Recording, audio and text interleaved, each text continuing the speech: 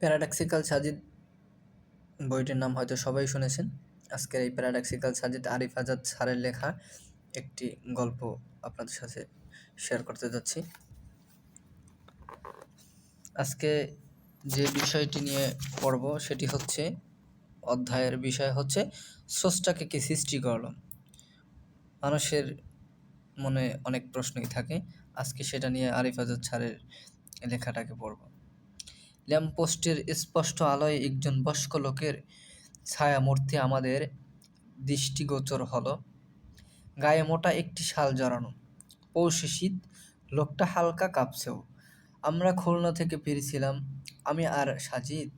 Station মাস্টারের রুমের পাশেই একটি বেঞ্চিতে লোকটা আঁটোসাঁটো হয়ে বসে আছে। স্টেশনে এরকম কত লোকই তো বসে থাকে, তাই সেদিকে আমার বিশেষ কোনো কৌতূহলই ছিল না। কিন্তু সাজিদকে দেখলাম সেদিকে এগিয়ে গেল।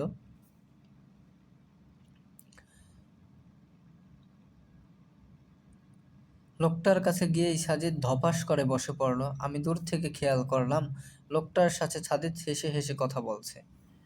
আশ্চর্য, খুলনার স্টেশন, এখানে সাজিদের পরিচিত লোক কোথা থেকে এলো? তাছাড়া লোকটিকেও দেখে বিশেষ কেউ বলে মনে হচ্ছে না। মনে হচ্ছে কোনো বাদাম বিক্রেতা। বাদাম বিক্রি শেষে প্রতিদিনই এই জায়গায় বসেই হয়তো রাত কাটিয়ে দেয়। আমাদের রাতের ট্রেন, এখন বাজে রাত 2টা। এই সময় সাজিদের সাথে কারো দেখা করার কথা থাকলেও তো আমি জানতাম। অদ্ভুত। আমি আরেকটু এগিয়ে গেলাম। একটু অগ্রসর হতেই দেখলাম ভদ্রলোকের হাতে একটি বইও আছে। দূর থেকে আমি বুঝতে পারিনি সাজিদ আমাকে ইশারা দিয়ে ডাকলো। গেলাম।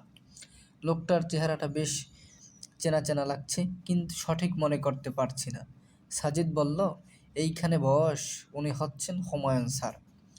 হুমায়ুন স্যার? এই নামে কোনো স্যারকে তো আমি চিনি না। সাজিদকে জিজ্ঞেস করতে যাব যে কোন হুমায়ুন স্যার, অমনি সাজিদ আবার বলল, হুমায়ুন বুয়াতের আজাদকে চিনিস না? ইনি আর কি। এরপর সে লোকটার দিকে ফিরে বলল, স্যার, এ হলো আমার বন্ধু আরিফ।